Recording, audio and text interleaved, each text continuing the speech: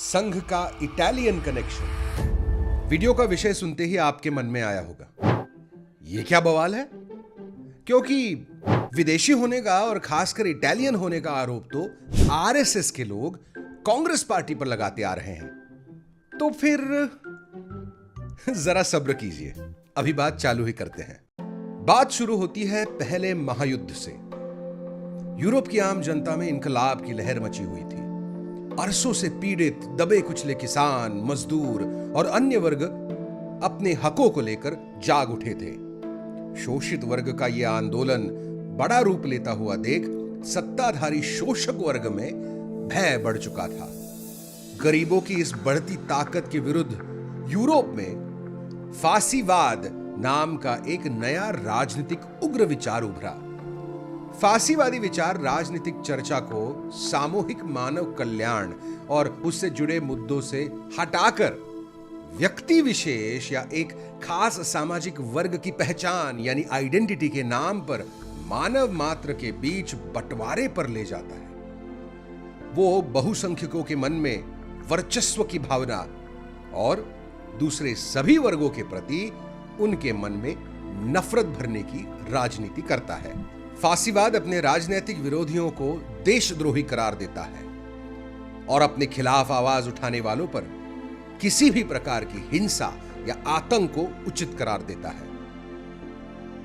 अल्पसंख्यकों, गरीबों और राजनीतिक आवाज उठाने वालों पर इस आतंक को कायम रखने के लिए फासीवादी अपना एक केडर भी तैयार करते हैं। इस केडर में शामिल कार्यकर्ताओं को सवाल पूछने की अनुमति नहीं होती।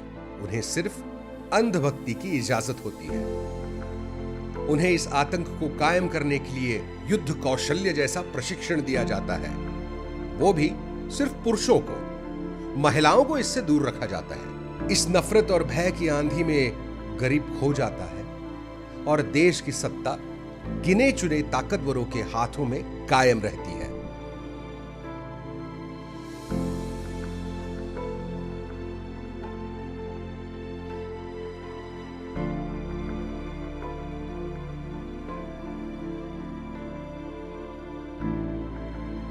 इटली में फासीवाद का प्रवेश 1915 में फैसिस्ट रेवोल्यूशनरी पार्टी के रूप में हुआ। बेनिटो मुसोलिनी के नेतृत्व में इस पार्टी ने राष्ट्रवाद की आड़ में वर्चस्ववाद, रूढ़िवाद और हिंसा का सहारा लेकर 1922 आते आते इटली की सत्ता हथिया ली। फासीवाद इटली के सामंती शोषक वर्ग का मूवमेंट था, जिसने इटली की सामान्य जनता के आक्रोश और विद्रोह को कुचलने की कोशिश की। फासीवाद के आतंक की वजह से अंततः इटली चकनाचूर हो गया।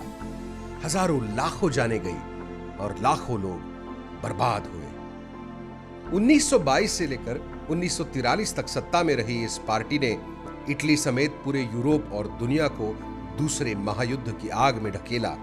आश्चर्य नहीं होना चाहिए कि आज उसी फासीवाद को दुनिया भर मानव इतिहास में एक कलंक के रूप में देखा जाता है। भारत में संघ के जन्म की तकरीबन यही कहानी है। 1925 तक महात्मा गांधी, शहीद भगत सिंह और कई प्रगतिशील व समतावादी समाज सुधारकों और नेताओं के नेतृत्व में भारत का स्वतंत्रता संग्राम गांव-गांव तक पहुंच चुका था।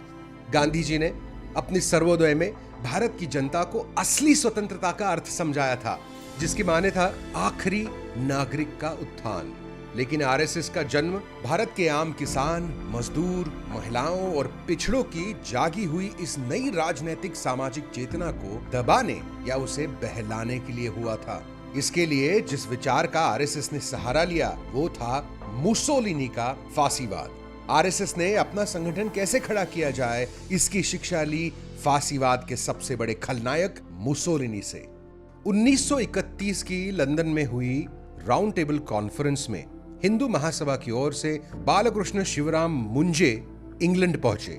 वे हिंदुत्ववाद के नाम पर फासीवाद विचारधारा के भारत में हुए विकास के एक अहम शिल्पकार थे।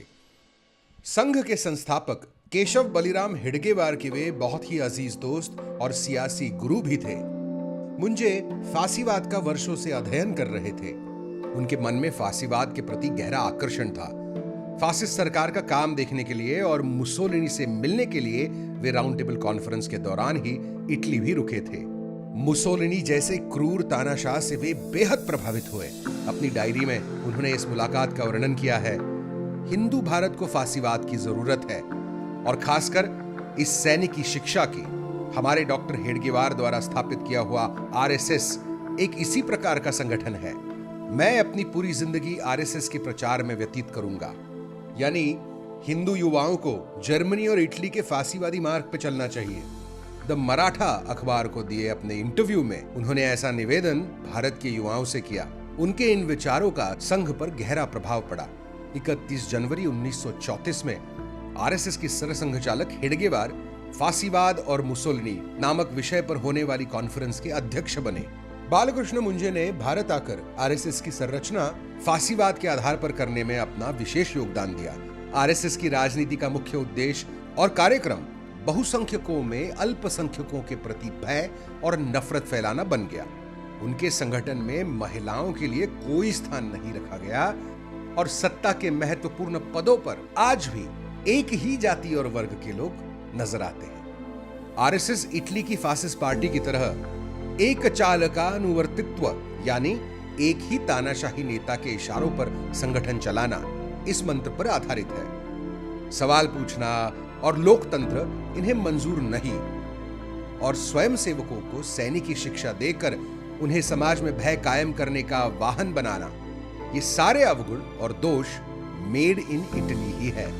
यही नहीं बल्कि संघ का यूनिफॉर्म यानी गणवेश, जी हां वही हाफ चड्डी जो कुछ अरसे पहले ही फुल पैंट बनी है, और उनके अभिवादन करने का तरीका, ये सभी फांसीवादी पार्टी से उठाया गया है जो कि आज तक कायम है।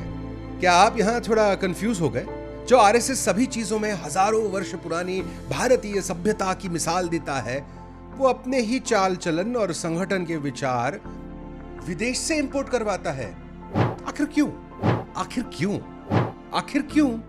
क्योंकि हमारी शांतिपूर्ण धर्म और सत्य को सर्वोच्च मानने वाली सभ्यता ने शोषक वर्ग का साथ देने के लिए सैनिकी शिक्षा का प्रयोजन करना अनैतिक माना है। संघ की घृणा पर आधारित कट्टरता हिंदू धर्म के सिद्धांतों के विपरीत है और यही कारण है कि आरएसएस ने यह कट्टरता इटालियन और जर्मन तानाशाहों से सीखी है। मार्च 1934 में हेडगेवार, लालू गोखले और मुंजे के बीच हुए एक मीटिंग के दौरान मुंजे साफ तौर पर फांसीवाद अपनाने की बात रखते हैं। वे कहते हैं हिंदू धर्मशास्त्र के आधार पर भारत का पुनर्निर्माण होना चाहिए और इसके लिए मुसोलिनी और हिटलर जैसे किसी तानाशाह की भारत को जरूरत है। मगर जब तक ये तानाशाह पैदा नहीं होता तब तक हम हाथ पर हाथ धरे नहीं बैठेंगे, अपना प्रोपेगेंडा चलाते रहेंगे। जी हां, इटली के साथ साथ जर्मन फांसीवाद से भी बहुत चीजें आरएसएस ने उठाई है।